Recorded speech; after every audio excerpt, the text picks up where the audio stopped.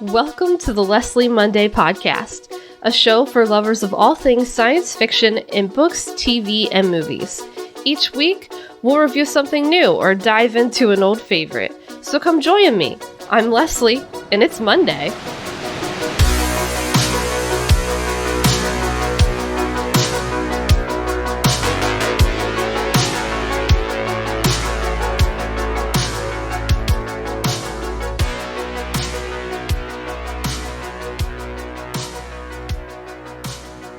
Hello, and welcome to the Leslie Monday Podcast.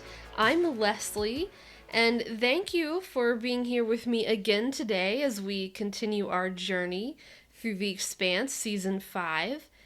Today we will be talking about Episode 3, Mother, and right off the bat, I just want to say spoilers, because I want to get right into it and go straight to that cliffhanger ending, and so if you have not watched the episode, just go back and watch it and don't listen to this quite yet because I want to jump straight into it.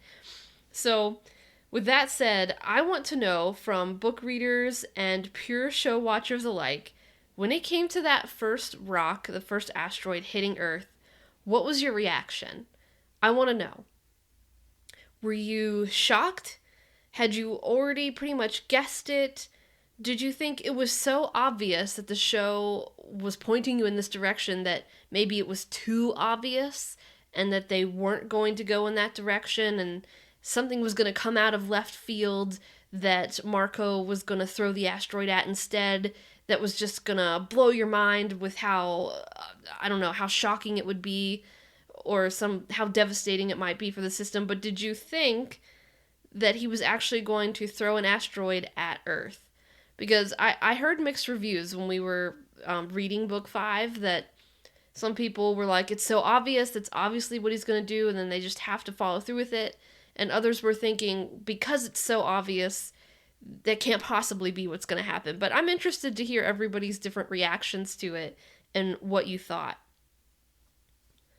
Were you really satisfied with the fulfillment of that image that they've been using from book 1 and from season 1 about people throwing rocks? You remember that scene with Avasarala and her grandson on their roof, and they're watching, I guess it's comets or meteors, and she tells him, I worry about people who throw rocks. And then we had more throwing rock imagery in season 2 with Diego and his uncle.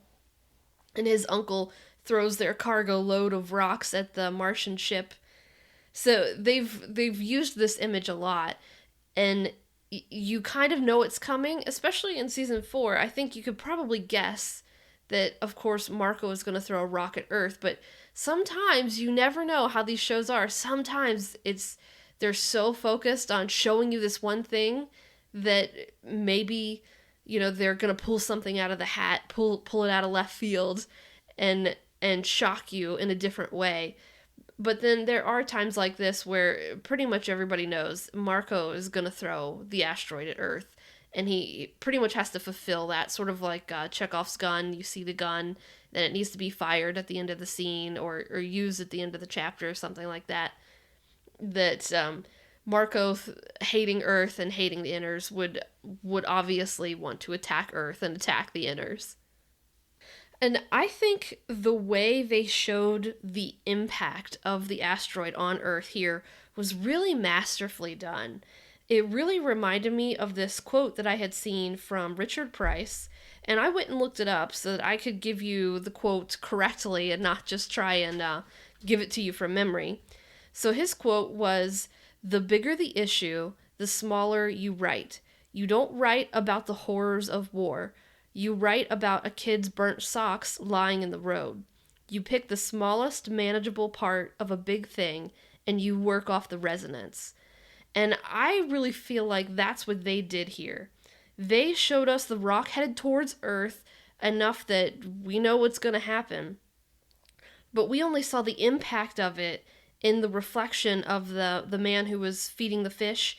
We saw the reflection of it in his glasses at the same time that we're seeing his reaction to seeing this happen. And that's not the first time they've actually done an image similar to this. Again, when Diogo and his uncle have that run-in with the Martian patrol, and his uncle puts him off the ship. When his uncle goes then to throw the rocks at the Martian ship and they launch a torpedo back at him, we don't see his ship being destroyed. We just see the explosion and the reflection of Diego's mask or his helmet as he's floating there in space. And I was just really impressed with the storytelling of that you can get the reaction because this man is watching an asteroid hit the Earth, and we're just seeing his face as he sees this and getting just that beautiful image in his sunglasses, that reflected image. Again, I just thought that was really masterfully done, and just round of applause for everyone involved. That was a really impactful scene. Okay, so with that big cliffhanger-y part kind of out of the way, because I just wanted to get right to it. If you didn't already guess with everything that was happening in the show, that this is what was going to be happening in season 5, this is what I was waiting for. I was waiting for Marco to get hold of the asteroid, and I believe he has 9 or 10 rocks. I was waiting for him to get hold of them and to start throwing them, because that is when book 5 really takes off, and it is just an intense ride. Some people say, when you're on a roller coaster and you're on that downward part because you're just flying down, it's really intense. That's like book 5, just pedal to the metal. You're just charging down that roller coaster till you get through that book. It's really great, and I'm really excited for the rest of the season. So let's jump over to Fred, Holden, Bull, and Monica on Tycho. We see more of the extent of the security breaches that they're facing, and the owners of that cargo container that Monica had been placed in, they're already dead by the time Bull and Fred and Holden are able to track them down. And they seem to feel 2 steps ahead, kind of. It's like they're behind, but they think they're ahead, and then when Fred says the ship is coming to pick it back up, because the people think that Monica is still in the container, Fred's thinking, oh, now we're ahead, whereas before, the people who had taken her, and they still don't know who it is, they felt like they were behind them. But I don't know, just watching the scenes, I feel like Fred's not really accepting the true extent of the situation. I think he's being a little naive about it. And I know that he has more military experience than Holden, and Bull does as well. But I think it's one of those, we as the viewers know that there's a bigger issue at work here. There's a lot more going on, and it's not just a typical little riot. It's not just a typical little security breach or distrust among the OPA factions like he's faced before. This is much bigger. It's connected to a much bigger plot that I look at it as the viewer, and I wish I could impress upon Fred just how important this is, like what's really going on. I wish I could tell him, and to take this far more seriously than he is. Not that he isn't taking it seriously, but I feel like he thinks this is just another OPA faction riot, and we're just gonna go through this and we'll be fine. And there's a lot more to the picture this time around than what he faced in previous seasons. We also see the scientist Cortazar being snatched by Dawes, and being snatched off of Ceres, which I assume Dawes is in control of now, and Dawes is denying that he knows anything about it. And just kind of show watchers only, not book readers, show watchers, what are your theories on what's going on here? Just from you've watched up to episode 3 maybe, and if you've gone ahead and watched ahead, go ahead and include that. But just from there, what do you think is happening? What do you think's going on with that? I'm just interested to know, having only had the perspective of watching the show, what your theory is of what's going on here. Because again, I've read the books, so I already know, and we don't know how the showrunners might decide to change it so that they can wrap up for season 6. I'm interested in that, but I'm interested in hearing, you've only watched the show, what do you think is going on? So Naomi finally gets to come face to face with Philip this episode, and I think their meeting pretty much went as well as could be expected, given that he's been growing up with Marco, and who knows what lies and things that Marco has been telling him about his mother, and surrounded by Marco followers and sycophants, that it pretty much went as expected. Actually, what really stood out the most to me about Naomi's scenes, on especially on the second watch through, was that first reunion that she has with Carol and Sin in the bar, when she first gets to Palace Station. It was really interesting to see the dynamic of her with her old friends from her old life. I really liked the friendship chemistry that she had with Sin going on, kind of like all happy and bouncy and let's remember the glory days sort of a thing. And Carol was very definitely cold, and you could a sense of resentment and maybe like disgust off of her. But I think it was very interesting to see how all the other belters in the bar also kind of reacted to her, either as a celebrity doing good, but an equal amount of them kind of viewing her as a sellout for being in a ship with inners, with two Earthers, right, Holden and Amos, and a Martian, Alex, and occasionally Bobby, so two Martians. So there's far more inners on the ship that she's in than there are belters. And it might be crazy, but the one thing I was really reminded of when I was kind of watching that scene and seeing the dynamics, I was really remembered of that. I was really remembered. I was reminded of the episode of Fresh Prince of Bel-Air when Will and Carlton are applying to that fraternity, and then Will gets in, but they don't want Carlton because they see him as a sellout. He doesn't fit their idea of what a black man should be, and it really parallels kind of with what we see here with Naomi, because the belt is so vast.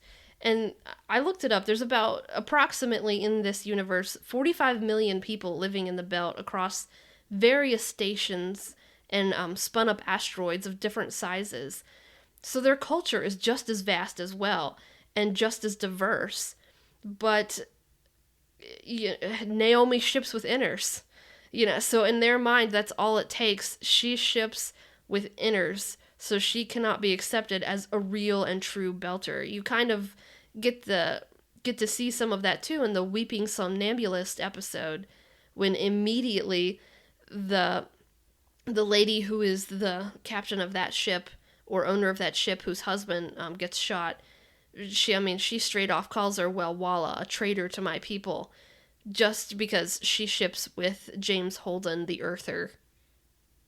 And it just made me think about, like, as people, how we divide and label ourselves and divide and label each other, and just how really simply and beautifully that can just be reflected in, like, a little 2-minute scene on a sci-fi show. It just like, the chef kiss, of just how beautifully it can be portrayed, and it's just very subtle, and it's in the background, and it's the atmosphere, and it's not having to take something and shove it right up in your face of this is what's going on here. Because there are times in entertainment, well, how do I want to say this? I do think that entertainment can challenge your preconceptions and ask difficult questions and make you think about things. But at the same time, there's also entertainment for just like junk food, snacks and chips, and just to be entertained and not have to critically think about anything. But I feel like there's a lot of shows that are on TV nowadays that kind of really take whatever issue it is they want to push, and they shove it right to the forefront, whatever it may be. Right, left, center, it doesn't matter. But instead of focusing more on let's write a really good story and let's develop really good characters, they just take it and smack it right in your face. This is it. And I don't know, I can't really tell if this is like a shift and change of how shows are being made nowadays, or if it's just really an effect of the change in basically politics and society, and that's kind of being reflected in how they're making the shows, that there's no nuance. I feel like there's a lack of nuance and subtlety of being able to make a space where you think about things and can ask questions instead of just saying, well, this is what my cause that I'm flying my flag for. It's apples only, I don't know. Or chocolate lovers only, no vanilla. But I mean, it is right straight in the forefront, and that's, I think, a lot of people, and rightly so, get upset about that, because that's not entertaining to watch, and that's not fun. It's, I don't know, because to me it's really just a lack of storytelling. In my mind, you can see a difference in a mature writer, a really good storyteller, who can bring in those things that you want without putting off everyone else. And I don't know, that's getting off on a crazy tangent, and let's just move on. Let's move on to Drummer and Ashford, before we get too down that rabbit hole. But Drummer finds Ashford's ship, and she finds his last message that he recorded on his little wrist recorder before he was put out the airlock. And we see that she still has that bottle of scotch that she was going to give him when he offered for her to be his XO, and then she turned it down. And she still hasn't opened it yet. And I really liked the emotional development that we got from Drummer this episode. She was actually really open and vulnerable here with her grief. And that isn't something that we've gotten from her before. She's always been very hard, very closed off. Even when she broke her back, she sent that doctor away. And only we, the viewers, saw her in distress and despair over it. And she had already kind of moved past it and had focused on making the robotic legs when Naomi got to her. So she wasn't even open and vulnerable with Naomi, who's one of her closest friends so far in the show, as we know. And it was just really nice to see her kind of open up and be vulnerable with another character. And it's not just us, the viewers, seeing her breaking down, but she's actually interacting with the other characters and being open with them. And it was just nice to get to see her open up like that. And of course, she did forward Ashford's recorded message onto Avasarala. And for Avasarala here, it's really sad. But it's too late. It's really too late. We see that she has burned every bridge, every resource, every option, and she has hit a brick wall.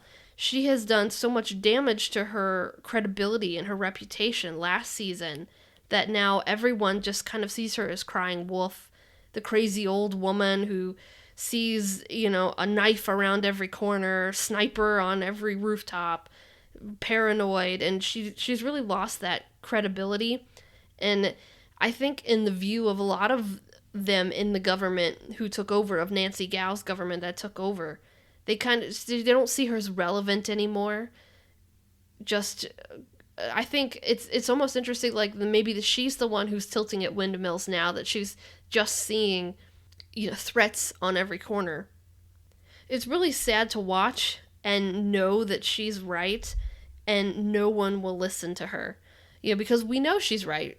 We see it right at the end of the season, the show, right at the end of the show, when we see the asteroid come and hit Earth. So we know she's right, and she's not crazy, and Marco did just throw a rock at Earth, but no one will listen to her.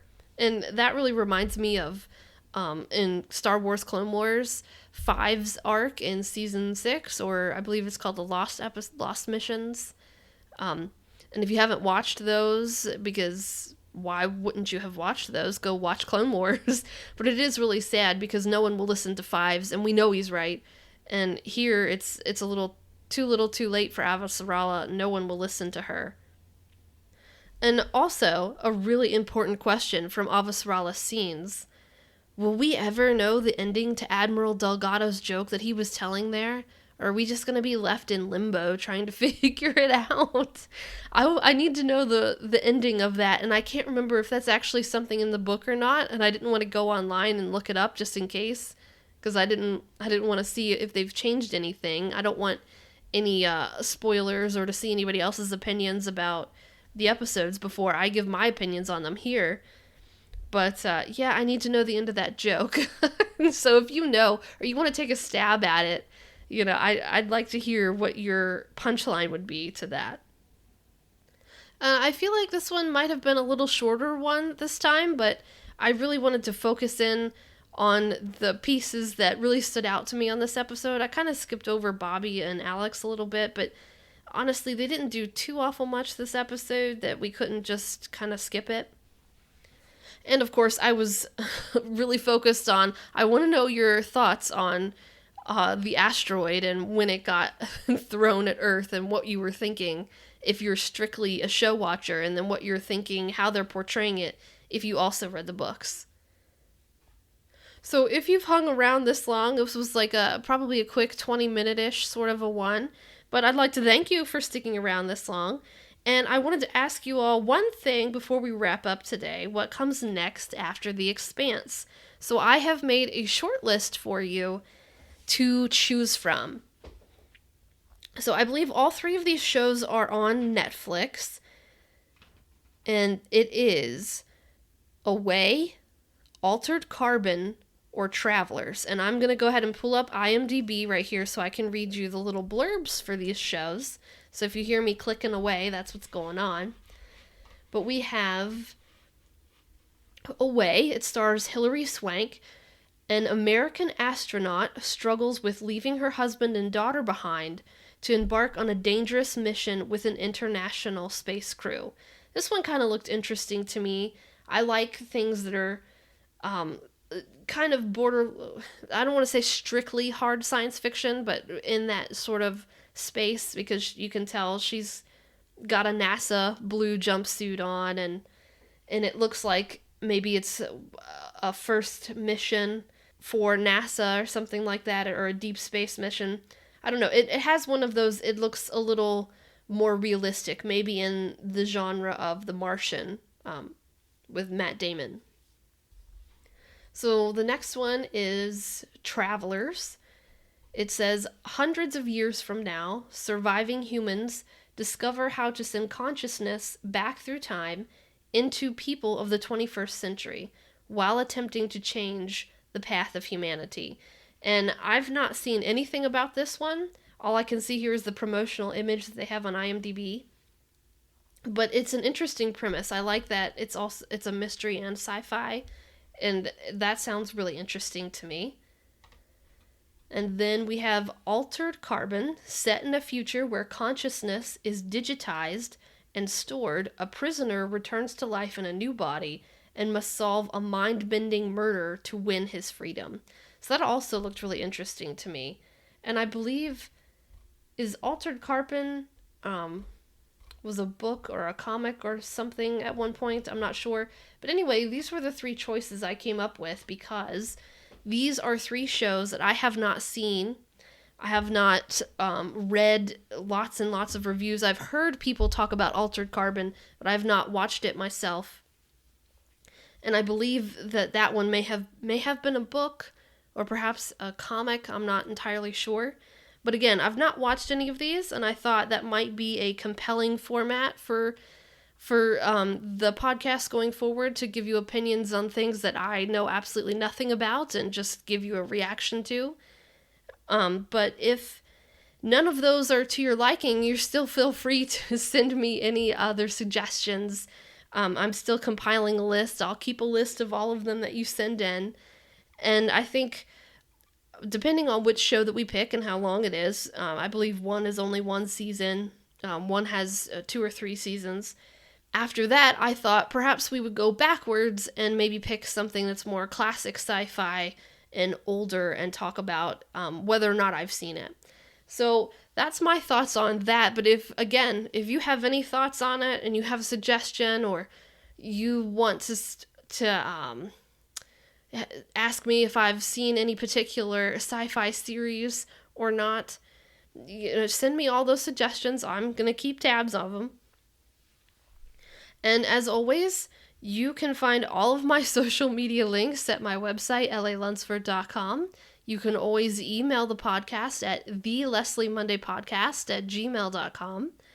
And I look forward to hearing from you. And next week, we will be moving on to The Expanse Season 5, Episode 4. So until then, I hope you have a great one.